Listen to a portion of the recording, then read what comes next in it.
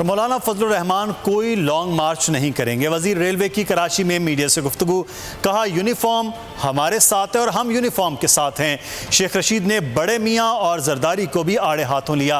कहा नवाज शरीफ और आसिफ जरदारी की तरह मुआशरे का बड़ा हिस्सा बदउन्वान है।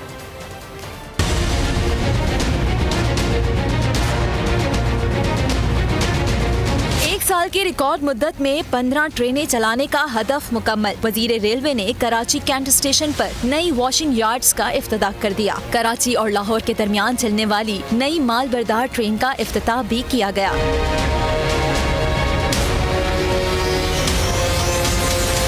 रशीद ने मीडिया से गुफ्तगू करते हुए कहा कि मौलाना फजलुर रहमान कोई लॉन्ग मार्च नहीं करेंगे। यूनिफॉर्म हमारे और हम यूनिफॉर्म के साथ हैं। नवाज शरीफ और आसिफ जरदारी की तरह मुआशरे का बड़ा हिस्सा चोर है। वैसे तो यूनिफॉर्म हमारे साथ है, हम यूनिफॉर्म के साथ हैं, लेकिन कानूनी तकाजे और कैमरों से बचा के रखना है।